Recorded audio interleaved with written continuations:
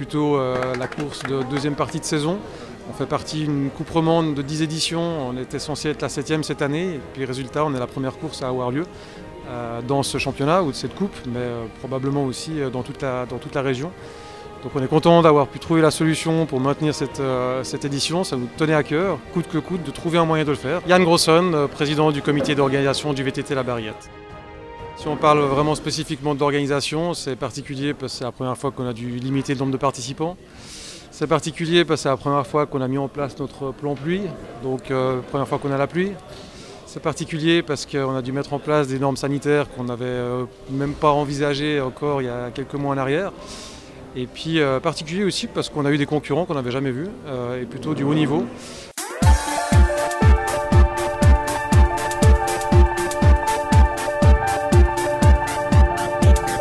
J'ai déjà été surprise parce que je ne connaissais pas l'environnement du petit tour de chauffe là en bas dans le pump track. Alors ça nous a tout de suite mis les esprits bien dans le VTT.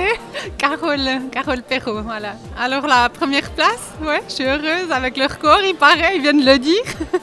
J'habite dans une région où il y a beaucoup de montées, mais je viens du triathlon, donc c'est vrai que les parcours triathlon sont en principe des parcours à plat avec des vélos de chrono, donc c'est un peu différent.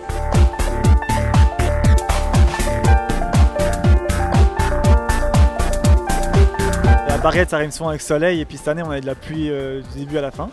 Donc c'était une pluie fine, donc ça va, le terrain il est en montée, il y a quand même pas mal de grippe, pas trop de boue, ça glisse un peu sur les cailloux en haut, mais sinon ça roule assez bien. Kevin Boscardin, je suis nyonnais, local de l'étape, donc c'est un peu ma course que j'aime bien faire chaque année, quoi. Cette année je fais plus de compète, je suis en année off, à cause de 3 soucis de santé, du coup pour moi c'était important juste de mettre un dossard au moins pour la Barriette, quoi.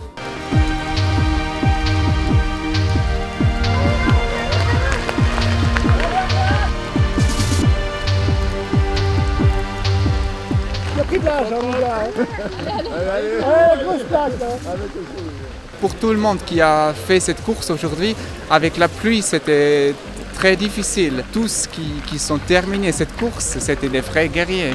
C'est Martin Fonger, je viens de Genève, je viens de Obwald en fait. C'est la première fois que je suis venu ici pour la Barriette. Pour voir là-haut, c'était plutôt sympa. Et ensuite aussi avec la situation exceptionnelle, enfin j'ai eu du temps pour revenir ici pour faire cette course. Alors voilà, on se retrouve un peu plus en Suisse, c'est assez sympa.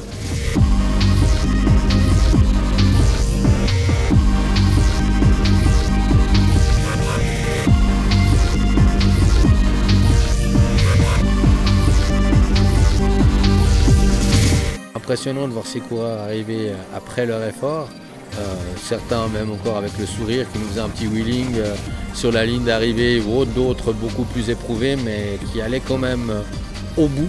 Christophe Gentizon, speaker de La Barriette, ça va bien faire 10 ans, un truc du genre que je suis là. On les voyait arriver là-bas en haut.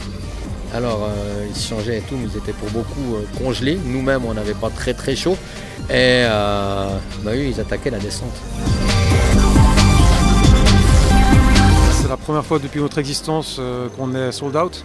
On a dû limiter à 150 participants pour des raisons sanitaires. Pas d'inscription sur place, à peu près une semaine avant l'édition, on était complet. Les records hommes et femmes du tracé de 15 km, donc le seul qu'on proposait cette année, ont été battus. J'ai plus tous les chiffres en tête, mais le meilleur temps homme date, je crois, des fins des années 90. Donc il a été battu aujourd'hui de 3-4 minutes. Mais on est très fiers d'avoir pu trouver la solution et tenir le coup, que ce soit avec la motivation, les idées, la création et puis un peu de patience.